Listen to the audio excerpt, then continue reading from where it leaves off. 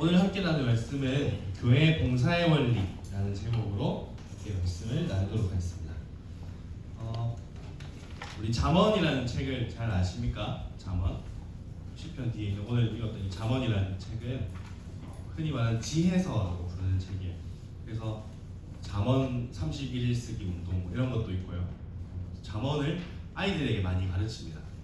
하지만 이 잠언이라는 책은 그냥 아이들에게만 있어서 그냥 지혜서로 이렇게 넘어갈 책이 아니라 이 가운데는 우리의 삶의 지혜들에 대한 이야기 혹은 또 교회를 어떻게 다녀야 되는지에 관한 이야기들까지도 우리가 충분히 적용해 볼 수가 있어요.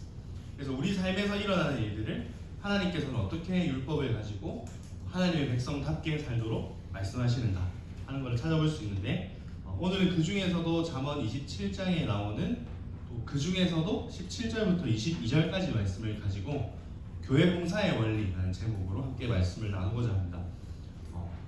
교회 봉사를 어떻게 해야지 잘하는 걸까요? 라는 질문을 우리가 해보면은 어떻게 해야 잘하는 것 같아요? 교회 봉사를 우리 교회 봉사를 잘 하고 계시는 친구들에게 물어볼까요? 먼저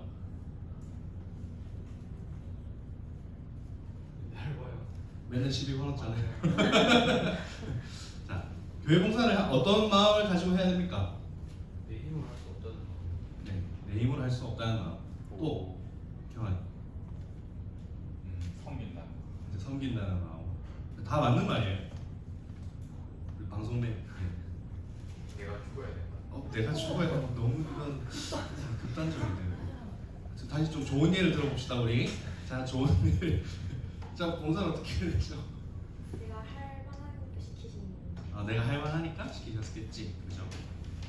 자, 모두 이제 다 너무 너 때문에 잔상이 나와요 지금. 자, 내가 죽어야 하나? 그죠? 사실은 교회 봉사를 할 때 있어서 사실 제일 중요한 게 뭐냐면 앞에 많은 친구들이 얘기해줬지만 사실 저 극단적인 예도 정말 중요해요. 왜냐면 하다 보면 많이 지칩니다. 여러분들이 지금 교회 봉사를 조금씩 하나씩 하기 시작했죠. 그러면은 지금부터는 더 열심히 하셔야 되고 더 열심히 나를 지켜야만 돼요.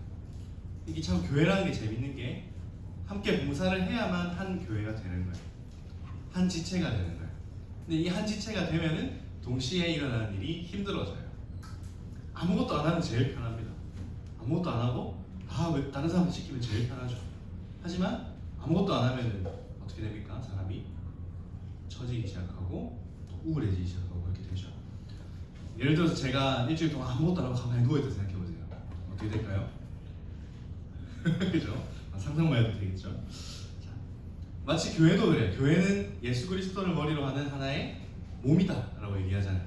그리고 우리는 각 그 몸의 지체다 라고 얘기를 하는데 우리가 마테타이 지체들에서 마지들 이렇게 부르는데 여러분 각 지체들이 다 하는 일이 다르죠. 누군가는 임원으로, 누군가는 순장으로, 또 누군가는 손과 발이 되어서 움직입니다. 또 누군가는 남을 잘 칭찬해주는 사람으로, 또 누군가는 잘 격려해주고 또 배려하는 사람으로, 누군가는 독서를 잘 날리는 사람으로. 이렇게 때로는 모든 것들이 화합해서 교회를 세워가요. 자, 모든 사람이 칭찬만 잘하면 어떻게 될까요? 아주 따뜻한 공동체가 되겠죠. 하지만 꼭 그렇지도 않습니다. 모든 사람이 F면은 그만큼 또 아름다운 공동체가 없을 것 같지만 또 그만큼 아수라장도 없을 수도 있어요. 그렇다고 모든 사람이 팀이 어떨까요? 볼만한 공동체가 되겠죠. 모든 사람이 서로 너 오늘 좀 화장이 짙구나, 너 오늘 살을 좀 빼야겠구나, 뭐 이런 이야기들 서로 날리고 덕담해주고, 그죠? 서로 이제 어택하고 주고받고. 물론 그 사람들은 그게 정을 주고받는 행위일 수도 있어요. 하지만 다른 사람들이 볼 때 그거는 좀 이상한 공동체가 되겠죠. 마치 이 교회라는 곳은 작은 사회라고 보기 좀 그렇지만 작은 믿음의 공동체이자 신앙생활을 어떻게 해야 되는지를 보여주는 장이기도 해요. 그래서 우리의 최종 목표는 아름다운 교회를 세워가는 건데 그럼 어떻게 세워가야 되는가? 아까 이제 주말에 얘기해줬던 것처럼 내 스스로가 세워가는 게 아니라 세워져 가는 것, 내가 할 수 없는 것이라고 고백하는 것이 교회예요. 우리 올해 교회 올해 마테타임 표어가 있거든요. 우리 6개월 정도 지났으니까 우리 마테타임 표어가 뭘까요? 뭔지 컨닝을 잘하는 사람이 실력입니다. 자, 우리 표 한번 읽어볼까요? 시작. 교회의 믿음을 고백하라. 사실 저도 까먹어가지고 갑자기 생각이 안 나요. 뭔가? 그래서 주보에 드려봤죠. 주보에 나와 있어요. 교회 믿음을 고백하라. 자, 왜 교회 믿음을 고백하라는 주제를 잡았냐면 우리 기억납니까? 작년 여름 수련 때 어디 갔었죠? 평류회 갔었죠. 평류회 가서 뭐 했습니까 우리? 주제가 뭐였죠? 한석 위에 세운 교회. 교회로 세우시다. 그렇죠. 교회로 세우시다 했죠. 그래서 교회에 대한 우리가 이야기들을 배웠고 같이 나눴고 또 올해 표어가 뭐냐면 교회 믿음을 고백하다라는 표어인데 제가 연초에 설명할 때 아마 그 나눔을 했을 거예요. 뭐냐면은 왜 교회 믿음을 고백하다라는 주제로 잡았는지. 교회라고 하면은 그 안에 많은 이야기들이 있죠. 우리 수련하면서 다 못한 이야기들이 많아요. 근데 그 중에서도 제가 교회 믿음을 고백하다라는 주제를 한 이유가 뭐냐면 우리가 교회로 세워지기 위해서 제일 필요한 게 뭐냐? 바로 믿음을 고백하는 거. 그러면 우리가 믿음이 무엇인지에 대해서 정확하게 짚고 넘어가야 된다는 거죠. 그래서 올해는 믿음에 대해서 함께 나누고 그 믿음이 우리가 무엇을 믿어야 되는지 어떤 복음을 믿어야 되는지를 다시 한번 돌이켜 봅시다. 그래서 신앙의 기본기를 다시 다집시다 이런 얘기를 했었어요. 그래서 오늘 이제 나눌 말씀은 그런 교회라는 측면에서 한번 말씀을 봤으면 좋겠어요. 그래서 보통 잠언을 우리가 읽고 나눔을 할 때 나는 내가 인생을 살아가면서 남들한테 이렇게 하지 못하는구나 이 정도로 우리 적용을 하기가 쉬운데 오늘은 조금 더 세부적으로 교회 안에서 내가 이 잠언의 말씀과 같이 잘 생활하고 있는가, 그러니까 신앙을 가지고 믿음의 공동체 안에서 잘 살고 있는가 하는 걸 함께 보자는 취지의 오늘 말씀을 가져왔습니다. 자, 우리 먼저 17절 볼게요. 자, 17절 말씀에 뭐라고 되어 있습니까? 철이 철을 날카롭게 하는 것 같이 사람이 그의 친구의 얼굴을 빛나게 하느니라. 자, 우리 칼 갈아보신 분 없죠? 자, 칼을 갈 때 어떻게 합니까? 숫돌에다가 싹싹 밀죠. 숫돌이 성분이 약간 그냥 돌도 있긴 한데 그 돌이 약간 철을 갈 수 있을 만큼 단단한 거죠. 거기다가 싹 문지르면 어떻게 됩니까? 철이 갈리죠. 그리고 계속 갈면 어떻게 돼요? 날카로워지는 거죠. 잘 갈면. 물론 반대로 갈면 이상하게 무너지는 경우도 있습니다. 그래서 철이 철을 날카롭게 한다는 말은 뭐예요? 쇠붙이를 두 개를 이렇게 서로 이렇게 비비면은 날카로워지거든요. 혹시 그거 해보셨어요? 샤프 그런 건데 샤프 있잖아요. 샤프 심을 칼로 싹싹 깎으면 뾰족해져요. 해봤어요? 그걸로 이렇게 찔러봤어요? 교복을 싹 뚫고 들어가거든. 그거는 안 해봤죠? 그렇게까지. 알았어요. 그래서 내가 얘기 안 하려고 했어요. 그런 친구들이 있었어요. 나는 아니고 그런 친구들이 있었어요. 자, 철이 철을 날카롭게 한다는 말은 성분이 비슷한 것들이 맞대게 되면은 갈리고 더 날카로워진다는 말이죠. 근데 오늘 말씀 어떻게 되냐면 요런 식의 이제 문장 구조를 사용하는 거냐면 앞에 거 하나 쓰고 뒤에 비슷한 거 쓰고 앞에 거 하나 쓰고 또 뒤에 비슷한 걸 쓰고 있어요. 지금 17절에서 22절 말씀이. 자, 보세요. 철이 철을 날카롭게 하는 것 같이 또 무엇이 비슷한가 하면은 사람이 그의 친구의 얼굴을 빛나게 한다라고 하죠. 이게 무슨 의미입니까? 사람이 그의 친구의 얼굴을 빛나게 한다는 말 무슨 말이에요? 못생긴 사람 옆에 있으면 잘생긴 이 얘기가 아니죠. 지금 어떤 얘기입니까? 사람이 사람을 만났을 때 더 잘 단련이 된다 이 말이에요. 그러니까 우리가 혼자 살 수 없어요. 신앙생활이라는 것이 물론 혼자가 편한 사람들도 있습니다. 그건 이제 사실은 내 마음이 너무 이제 그만큼 벽이 강한 거죠. 사실 이 벽을 내려놓는 것이 쉽지 않습니다. 어려워요. 특히나 혼자 있는 걸 조금 편안해하는 사람들일수록 내 벽을 허물고 남에게 오픈한다는 일이 쉬운 일은 아니에요. 하지만 이 사람들이 공동체 안에 들어와서 함께 교회로서 신앙생활을 하게 되면은 부딪히죠. 남들과 부딪히고 또 때로는 소외당하기도 하고 때로는 내가 누군가를 소외시키기도 합니다. 상처를 준다는 말이죠. 그러다 보면 어떻게 되냐면 서로의 모난 부분들이 깎여요. 그러니까 교회 안에는 사실 새로운 친구들이 들어오면은 우리 공동체의 문제가 훨씬 더 잘 드러나요. 참 재밌어요. 그래서 외부에서 새로운 교역자들이 오잖아요. 그럼 그러면은 이 교회 왜 이렇게 해요? 라는 질문을 많이 해요. 여러분들 잘 모르시겠지만 사실 저도 처음 마테타이로 갔을 때 이거 왜 이렇지? 저건 왜 이렇지? 이런 질문들이 많았었어요. 그리고 지금은 이제 저도 이제 거의 고이다 못해 썩은 물이 돼가지고 뭐가 잘못되는지 잘 모르겠어요 이제. 자, 하지만 사람이 만났을 때 서로 부딪히는 면들이 날카롭게 만들어준다는 말은 서로가 사용하기 편한 만큼의 그 날을 딱 세울 만큼 날카로워지고 잘 단련이 된다라는 말이에요. 그래서 교회를 섬길 때 있어서 봉사의 원리는 첫 번째는 철이 철을 날카롭게 하는 것처럼 서로에게 모난 부분을 깎아주고 또 서로에게 도움을 줘야 된다라는 말이에요. 자, 우리 가까운 예로 신약 성경에 보면은 사도 바울이라는 대단한 사도가 나오죠. 근데 이 바울이라는 사람이 혼자 사역을 합니까? 우리도 혼자 사역을 했을 것 같잖아요, 그죠? 대단하니까. 근데 신약 성경을 자세히 읽어보면은 이 사람 절대 혼자 안 다녀요. 꼭 누군가 동역자가 있고 또 바울이라는 사람이 갑자기 회심을 했어요. 자, 예를 들어서 여기에 누군가가 우리 교회 공동체로 난도질을 해놨어요. 막 우리 교회 막 온갖 막 고소 고발 해가지고 다 집어넣었어.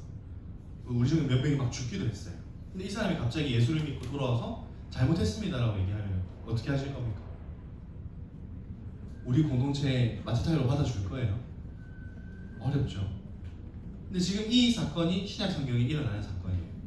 사도 바울이 예수 믿는 공동체를 찾아다니면서 고발하고 고소하죠. 그리고 찾아내서 죽입니다. 근데 다시 자기가 예수를 믿고 나서 그 공동체 앞에 섰을 때 누가 그 사람을 믿어줄 거예요? 그때 누군가가 나서죠. 누군지 아십니까 혹시?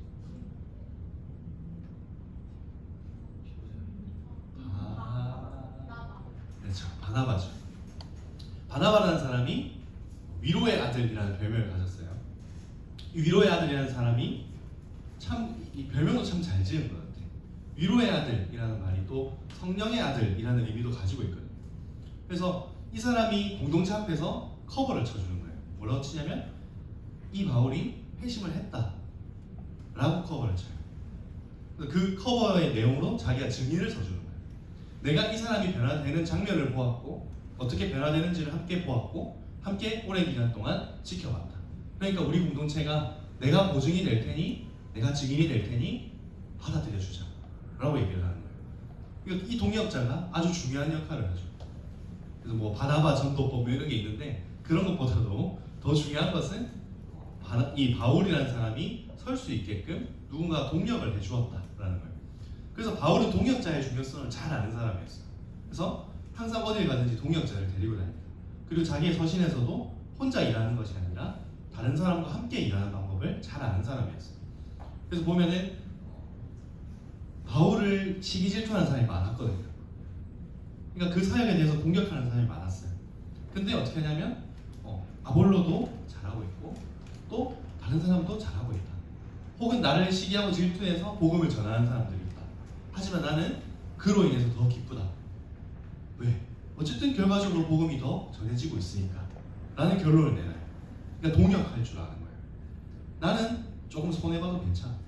내가 조금 억울해도 괜찮아요. 근데 어떻게? 주님의 복음이 더 전해지기만 한다면.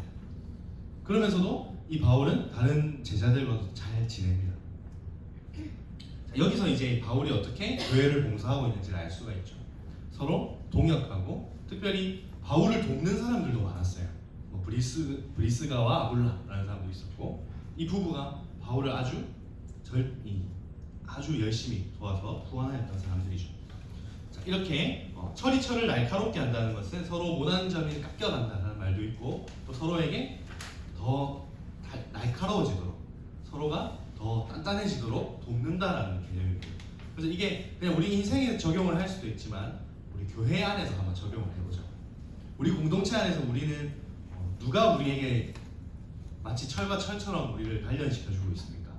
혹시 그런 사람이 떠오르는 사람이 있나요? 그런 사람이 한 사람이라도 있다면 우리는 참 복받은 인생이겠죠. 그래서 때로는 그 철이 나하고 정말 상극일 수도 있어요. 깎여 나가는 게 너무 고통스러울 수도 있어요. 그리고 칼을 잘못 갈면 날이 오히려 반대로 부서져 버리거든요. 칼을 못 쓰는 칼이 되어버릴 수도 있어요. 그래서 우리 공동체 안에서 잘 갈리는 것도 중요해요. 내가 갈려야 더 날카로운 칼이 되는 거예요. 그래서 서로 칼을 잘 맞대는 것도 중요합니다. 자, 두 번째로 18절 볼게요. 자, 무화과 나무를 지키는 자는 그 과실을 먹고 자기 주인에게 시중드는 자는 영화를 얻느니라. 이것도 요런 말과 요런 말 이렇게 두 개를 비슷하게 쓰고 있죠. 자, 뭐라고 합니까? 무화과 나무를 지키는 자는 무엇을 먹습니까? 과실을 먹습니다. 그리고 자기 주인에게 시중드는 자는 뭐를 먹습니까? 영화를 먹습니다. 자, 그래서 시중드는 자 그리고 지키는 자라는 표현을 쓰는데 시중든다라는 말은 무언가를 지키고 옆에서 보조한다라는 의미예요. 그러니까 왕이 있고 그 옆에 시중드는 신하가 있죠. 이 신하가 어떤 일을 합니까? 누군가 왕을 해치려고 칼을 들고 딱 다가오면 어떻게 해요? 바로 몸빵 이렇게 하죠. 자, 그게 시중을 드는 거죠. 지켜내는 겁니다. 주인을 지켜내는 게 시중드는 거예요. 그리고 이 마치 무엇을 지키는 것처럼 지키냐면 무화과 나무를 지키는 것처럼 딱 지키는 거예요. 저도 찾아보고 알았는데 우리 교회에 보면은 무화과 나무가 하나 있거든요. 저 친구는 아무도 관리를 안 해도 잘 자라요. 희한해요. 저거는 좀 이상한 경우예요. 근데 보통 찾아보니까 무화과 나무를 잘 가꾸지 않으면 잘 죽는데요. 그리고 열매를 맺기도 좀 어렵대요. 사실 저거는 음식물 쓰레기만 조금 부어주면 엄청 잘 자라거든요. 맛있는 이유가 있어요. 자, 어쨌든 무화과 나무를 지킨다는 것이 어떤 것을 잘 가꾸고 잘 지켜내야 된다는 거죠. 어떤 해충과 병해로부터도 지켜야 되고 또 그 나무가 너무 햇빛에 타지 않도록 또 너무 과습하지 않도록 잘 지켜주는 것. 자, 그렇게 지키듯이 마치 무엇을 지켜야 되는가 하면 우리는 봉사를 함에 있어서도 마치 시중드는 것처럼 다른 이들을 지켜주는 자세도 중요해요. 자, 교회를 봉사함에 있어서 나만 무화과 나무가 아니야. 다른 사람도 무화과 나무와 같은 사람이죠. 그래서 나만 열매 맺고 잘나는 게 아니라 다른 사람도 함께 신앙생활하면서 열매를 맺을 수 있도록 때로는 나 혼자서 봉사를 독점하는 게 아니라 어떻게 해요? 함께 일하는 것도 배워야 돼요. 내가 하면 더 잘할 수 있지만 다른 사람이 할 수 있도록 일을 나누어 주는 것도 중요합니다. 그리고 또한 다치지 않도록 봉사하는 것 정말 중요해요. 이렇게 하면 상처가 되는데도 불구하고 해! 무조건 해! 이런 식으로 하는 것도 안 좋은 봉사입니다. 그래서 교회 봉사를 할 때 지칠 때가 분명히 있어요. 우리 사람이기 때문에 누구는 지칩니다. 근데 지쳤을 때 지쳤는데도 불구하고 계속해서 자기 자신을 지키지 않고 혹은 공동체를 지키지 않고 힘들다고 얘기하지 않는 것 또한 이것도 문제가 될 수 있어요. 그래서 교회 봉사를 할 때는 마치 무화과 나무를 지키는 것처럼 마치 주인에게 시중드는 사람이 주인을 지켜내는 것처럼 우리가 서로를 지켜내는 자세도 중요합니다. 여기서 지켜야 될 상대는 먼저는 내 자신이에요. 내 자신이 병해를 입어서 열매를 맺지 못하면 안 되겠죠. 그럼 교회 봉사를 어떻게 해야 될까요? 봉사를 하면서 지치지 않도록 체력 관리 잘 하셔야 됩니다. 먼저는 건강한 몸을 지켜내셔야 되고요. 그리고 두 번째, 은혜를 잘 지켜내셔야 돼요. 어떤 은혜를 지켜야 될까요? 최소한의 은혜는 일단 예배예요. 예배가 무너지면 내 상태는 똥이 됩니다. 내가 상태가 좋으면 예배가 정말 은혜로워요. 참 이게 이상한 법칙이에요. 내 상태를 잘 지켜낼 때 목사님이 이상한 얘기를 한다 하더라도 필터가 돼요. 근데 내가 상태가 안 좋잖아요. 목사님이 정말 복음만을 전하더라도 최고의 복음을 전하더라도 이상하게 들려요. 이게 참 신앙생활의 신비입니다. 내 마음이 병들면 끝나는 거예요. 그래서 우리는 이 마음을 잘 지켜내야 돼요. 그래서 봉사하다 보면은 지칠 때도 있고 때로는 그만두고 싶을 때도 있고 때로는 너무 심하게 제가 교회를 옮기거나 아니면 아예 신앙을 저버리고 싶을 때도 옵니다. 저도 목사지만 한 번씩 시험에 들면은 고마 그냥 모든 걸 놔버리고 싶을 때가 있어요. 그때마다 마음을 지켜내는 싸움을 하셔야 돼요. 마치 주변에 그 벌레가 꼬이는 나무들 벌레들을 다 잡아내고 벌레가 생기지 않도록 약품 처리를 하고 그게 뭐겠어요? 우리의 경건생활이겠죠. 경건생활을 통해서 혹은 귀한 믿음의 공동체를 통해서 같이 힘들 때 기도 제목을 나누세요. 순모임 때 여러분 삶 나누는 것도 정말 중요합니다. 하지만 그냥 삶 나눔을 하지 마시고 꼭 있다면 내 상태에 대해서도 나누세요. 내가 요즘 이런 상태입니다. 제가 요즘 이런 상태라서 좀 힘이 드네요. 기도해 주세요. 꼭 그런 내용을 나누세요. 기도 제목이 늘 있을 수는 없어요. 하지만 필요할 때는 꼭 나누세요. 그리고 그런 나눌 수 있는 사람들이 꼭 있어야 돼요. 뭐 순모임이 어려우시다면 동기들을 찾아가시고 아니면 편한 언니 오빠들, 형 누나들을 찾아가세요. 아니면 형 꼭 아니어도 됩니다. 동생 찾아가세요. 그래도 없다 그러면 저한테 오세요. 들어드릴게요. 그리고 같이 기도할 테니까 오세요. 저도 약하거든요. 저도 제 친구들을 혹은 또 다른 교역자님들에게 제가 힘들 때 나누는 사람들이 필요해요. 저도. 그래서 나누고 함께 기도하고 또 때로는 누군가는 직언해주기도 하고 누군가는 따뜻한 말을 위로해주기도 하고 그래서 다양한 사람들을 사귀십시오. 다양한 사람들을 만나시고 또 그 안에서 서로 지켜주시고 그래서 교회라는 곳은 절대 혼자서 지내는 곳이 아니고 함께 지내는 곳이다. 그리고 서로가 서로를 지켜내는 곳이다 하는 그 원리를 볼 수가 있습니다. 자, 19절을 보시면 자, 물에 비치면 얼굴이 서로 같은 것 같이 사람의 마음도 서로 비치느니라 라고 되어 있죠. 이게 약간 번역에 따라서 좀 갈릴 수도 있는데 자, 물에 비치는 얼굴이 나하고 똑같이 생겼을까요? 다르게 생겼을까요? 비슷하게 생겼죠. 그죠? 완전히 똑같다라고 얘기할 수는 없지만 그렇다고 뭐 완전히 다르다라고 할 수는 없는 거죠. 어쨌든 그건 내 얼굴이잖아요. 그죠? 자, 마치 그것처럼 물에 비치면 얼굴이 서로 같은 것 같이 그 다음 문구가 뭡니까? 사람의 마음도 서로 비친다라고 되어 있죠. 자, 이게 무슨 말인가 하면은 다른 사람을 통해서 나를 보는 지혜가 필요해요. 자, 교회 생활을 할 때 항상 그게 먼저 보이거든요. 쟤는 왜 저럴까? 저 사람은 진짜 왜 저래? 하는 게 먼저 보여요. 이 사람의 못된 심리예요. 어휴, 저거는 또 예배시하고 아주 저러고 있네. 이런 게 먼저 보여요. 쟤는 무슨 옷을 저렇게 입고 저 꼬라지로 입고 다니까 쟤는 살을 안 빼나? 오만 이제 생각이 드는 거죠. 자, 그런 생각이 들 때 먼저는 우리가 그 사람을 통해서 나를 볼 수 있어야 돼요. 그 사람을 그렇게 바라보는 내 시선. 그리고 나 또한 그러한 평가와 그러한 판단 안에서도 자유하지 못한다는. 그래서 먼저는 참 우리가 이 사람을 통해서 나를 볼 수 있는 지혜가 필요합니다. 비치는 거죠. 그래서 이 사람이 잘하는 면에서 내가 잘해야 될 면을 찾아야 되고 이 사람이 잘하지 못하는 것에서 나도 잘하지 못하는 것을 발견해야 돼요. 겸손한 마음이죠. 이것이 따라가지 못한다면 교회 봉사가 힘들어져요. 나는 이만큼 일하는데 왜 쟤는 저거밖에 안 하지? 이렇게 된다고요. 근데 교회 봉사가 언제 주님께서 니한테 일 많이 하라고 했습니까? 아니죠. 그냥 하라고 한 거예요. 그냥 맡기신 거예요. 너 잘하니까 내가 조금 더 맡길게. 이게 봉사예요. 우리 왕께서 우리에게 너 정말 일 잘한다. 내가 너를 믿고 맡길 테니까 너 이것도 해봐봐. 너 다음에 이것도 해봐봐. 뭐예요? 충성된 종에게 일을 많이 맡기시는 거예요. 근데 여기 대해서 진짜 힘들어서 못하겠네. 할 수 있어요. 힘들 수 있어요. 하지만 그 불평과 그 불만은 누구를 향한 불평과 불만입니까? 그 왕을 향한 불평과 불만이죠. 그 왕이 듣고 뭘 하겠습니까? 니 하지 마라. 하지 마라. 아무것도 하지 마라. 이렇게 하시겠죠. 그래서 우리가 교회 봉사를 할 때 마음을 지켜내는 거 너무너무 중요합니다. 그리고 다른 사람의 일을 시기하는 것 또한 주의해야 돼요. 왜 나는 이만큼 일하는데 쟤는 일을 저거밖에 안 할까? 나는 온몸을 다 써서 일하는데 쟤는 왜 앉아서 가만히 일하고 있지? 이런 것들이 들어오기 시작하면 마음이 힘들어집니다. 자, 우리가 교회 봉사를 할 때 특별히 그런 것을 주의해야 돼요. 그리고 우리의 마음이 항상 숨기고 있는 것 같아도 언젠가는 비춰지는 날이 옵니다. 누군가는 사람의 마음을 정말 잘 보는 친구들이 간혹 있어요.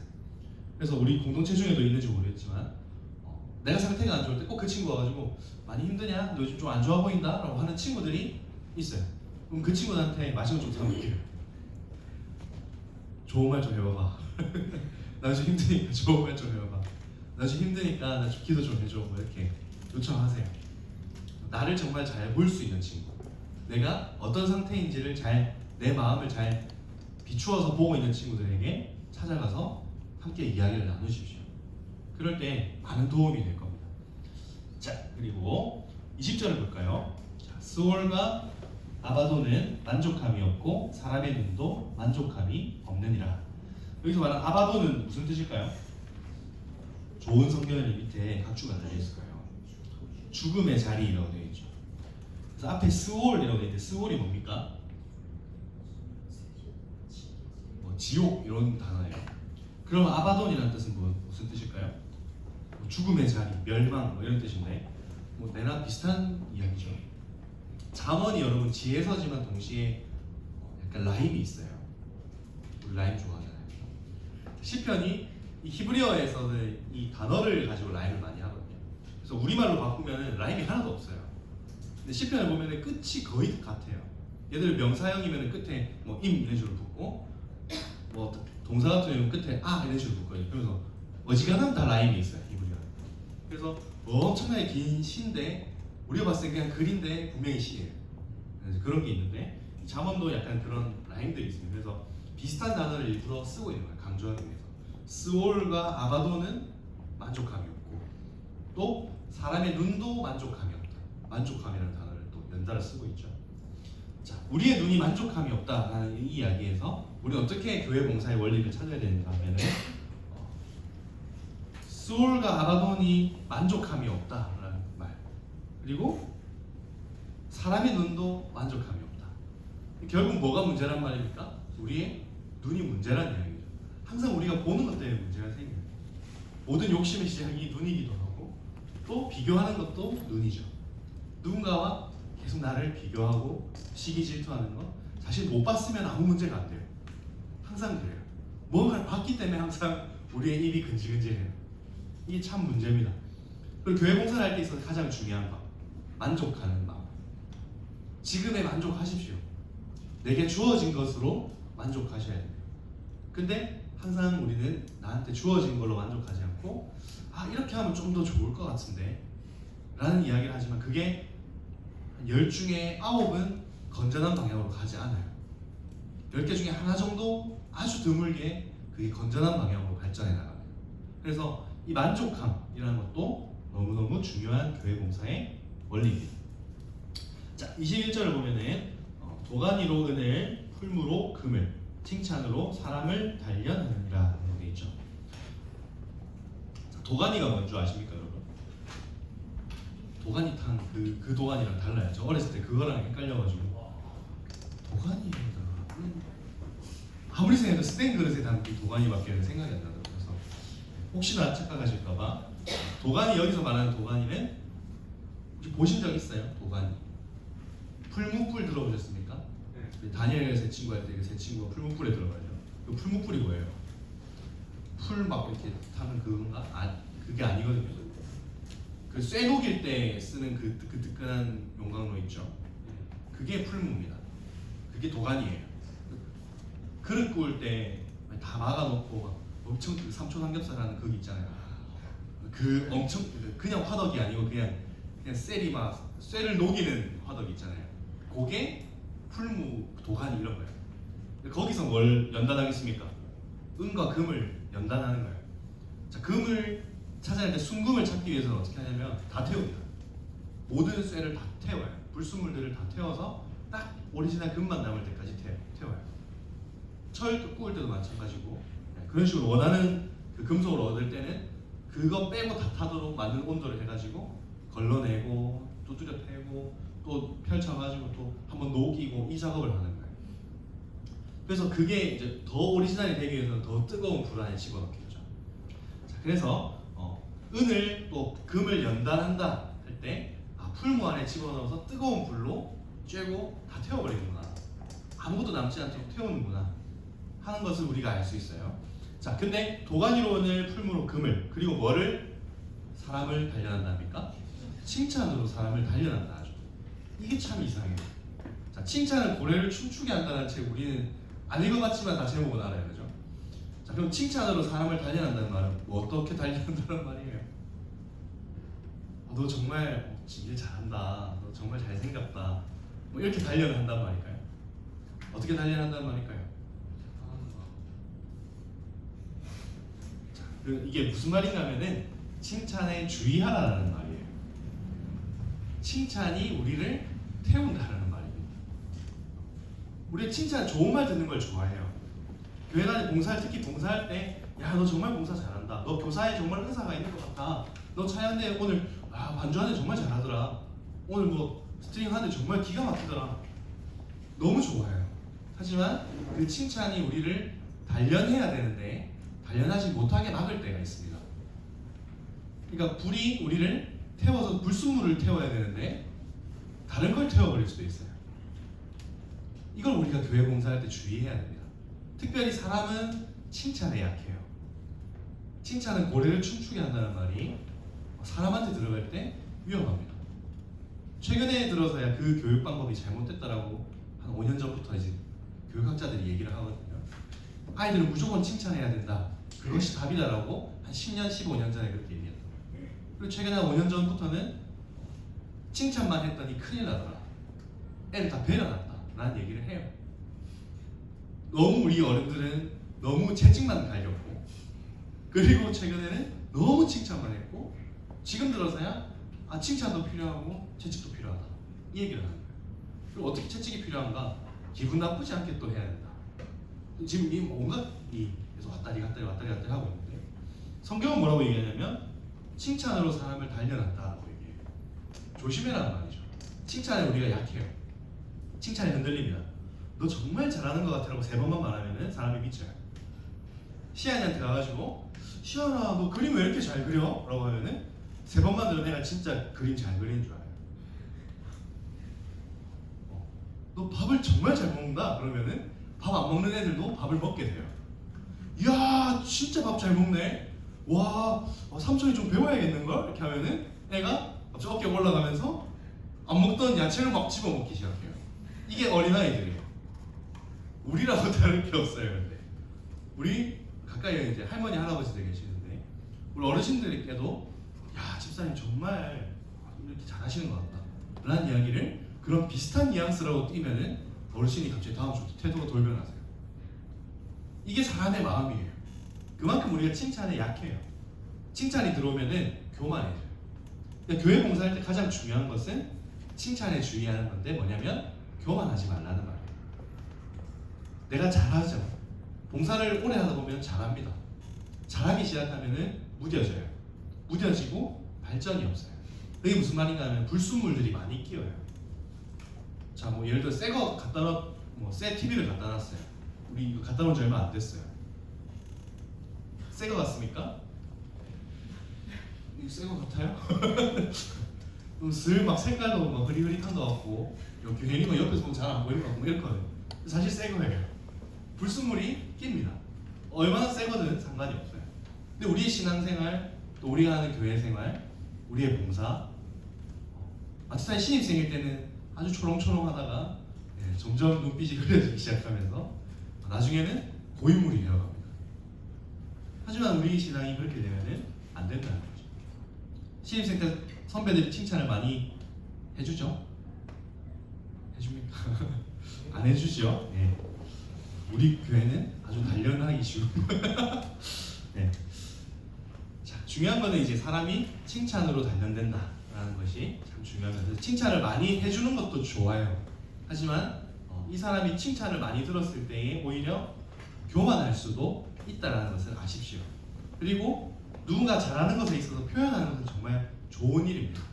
하지만 그 사람이 잘못하였을 때 지혜롭게 이야기해 주는 것도 너무나 필요한 숙제예요. 그래서 칭찬만 좋은 말만 한다고 좋은 게 아니에요. 때로는 그 사람에게 들어야 될 말을 정말 조심스럽게 꺼내는 것도 지혜예요.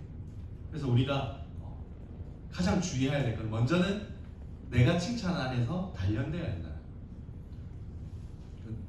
나 단련돼야 되니까 오늘 나한테 칭찬 좀 해봐 이렇게 하시지 마시고 어떻게 칭찬을 단련하시는가 하면은 내 마음이 칭찬 때문에 교만해지지 않도록 초심을 잃지 않도록 처음 봉사하려고 했던 그 마음을 잃지 않으시기 바랍니다.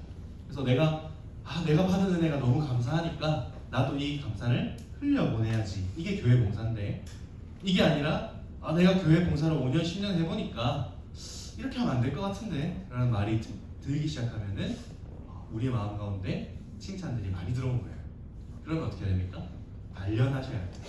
풀무불 안에 들어가셔서 우리의 교만함들, 우리의 죄악들을 태워 놓으셔야 합니다. 자, 그리고 우리 이제 마지막 볼게요. 자, 22절 말씀에 자, 미련한 자를 곡물과 함께 절구에 놓고 공의로 찌을지라도 그의 미련은 벗겨지지 아니하느니라. 잠언의 표현이 되게 조금 강해요. 자, 뭐라고 합니까? 미련한 사람은 멍청한 사람이죠. 자, 멍청한 사람은 절구에 넣고 공의로 이렇게 막 빠요.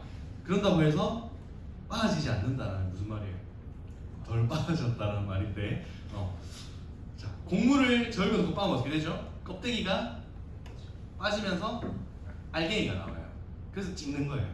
일일이 하나씩 이렇게 손으로 까기 힘드니까 쌀 볏짚 이런 거 넣고 막 빻으면 이제 껍데기가 나오고 또 거기서 필요하면 더 빻아서 가루를 만드는 거죠. 근데 뭐라고 합니까? 미련한 자를 그런 절구에 넣고 이렇게 막 빻는다 해도 그 미련이 벗겨지지 않는다는 말이 무슨 말이에요? 답이 없다는 말이에요. 교회 봉사를 할 때 미련하면 안 됩니다. 근데 이 미련한 사람을 절구에 넣고 공의로 빻는다 해도 안 빠진다는 말은 지금 말씀이 하고 있는 말이죠. 무슨 말이에요? 우리가 그만큼 미련하여지면, 하나님 앞에서 미련하여지면, 아둔하여지면 주님께서는 안 빠으신다라는 말이에요. 아무리 빠도 벗겨지지 않는다. 사실 하나님께서 못하시는 일이 있습니까? 없죠. 주님께서 오셔서 우리의 미련함을 벗기십니다. 벗기는 작업을 하실 거예요. 근데 그만큼 힘든 게 뭐냐면 우리의 미련함은 주님께서 빠으시더라도 잘 안 벗겨질 정도로 우리의 교만함, 우리의 고집이 강하다는 말이에요. 교회 봉사를 할 때 있어서 가장 적은 우리 내부에 있습니다. 내 마음이 신앙생활에 있어서 가장 큰 적이에요. 우리가 건강한 몸을 얻기 위해서 헬스를 합니다. 그러면 가장 큰 적은 누구입니까? 옆에서 먹이는 엄마입니까? 아니죠. 먼저 나죠. 내가 문제죠. 사실 잘 알고 있어요. 저는. 살을 빼야 되지만 빠지지 않는 원리는 뭡니까? 내가 먹어서 그런 거예요. 그리고 내가 운동을 하지 않기 때문에 그런 거죠. 이처럼 신앙의 원리도 똑같아요. 왜 영적으로 게을러지고 왜 영적으로 아둔하여지고 미련해지냐면 내가 깨어있지 않아서 그렇습니다. 나의 미련함을 내려놓지를 못해요. 그리고 나의 미련함으로 나를 꽁꽁 싸매요. 근데 그 미련함이 주님께서 빠으시더라도 잘 안 벗겨진다는 표현을 쓰세요. 우리 주님께서 못하실 일이 없습니다. 하지만 주님께서 강압적으로 하시지도 않으셔요. 이 말이 무슨 말인가 하면은 교회 봉사를 할 때 내가 나는 교회 봉사 대충 할 거다.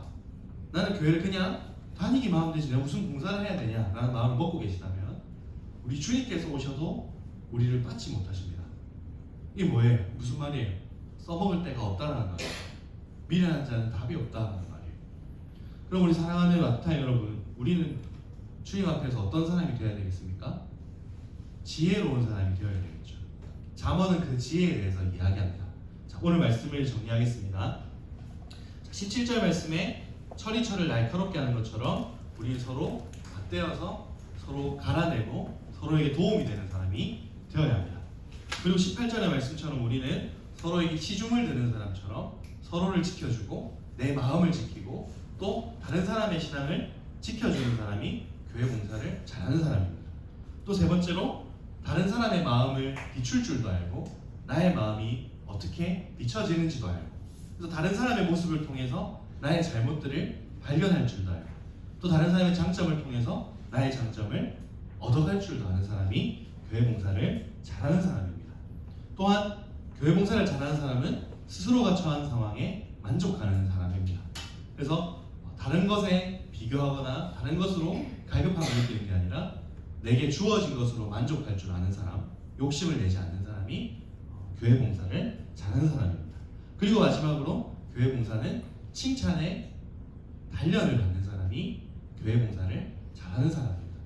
누군가 잘한다 할 때 더욱더 내 안에 잘못된 것들을 태워버리고 더 잘할 수 있는 사람으로 준비되는 것이 교회 봉사를 잘하는 사람의 원리입니다. 그래서 사랑하는 우리 마트타이 여러분, 오늘 우리가 17절부터 22절의 말씀을 보았는데 중요한 것은 그것입니다. 내가 말씀을 읽을 때마다 들어야 되는 게 뭐냐면 나는 과연 말씀대로 살고 있는가? 내가 과연 말씀을 기준으로 했을 때 부족한 것이 무엇이 있는가? 그럼 나는 어떻게 교회로 세워져야 될까? 하는 걸 우리가 고민해야 돼요. 그래서 오늘 이 나눈 이 말씀을 기억하시면서 앞으로 내가 교회로 세워져 갈 때 나는 이러한 원리들을 잘 지켜봐야겠다. 혹은 내가 지금 교회 봉사를 하고 있는데 더 이런 원리들에 입각해서 내가 봉사할 때 주의하여야겠구나 하는 것으로 우리의 신앙을 돌아보았으면 좋겠습니다.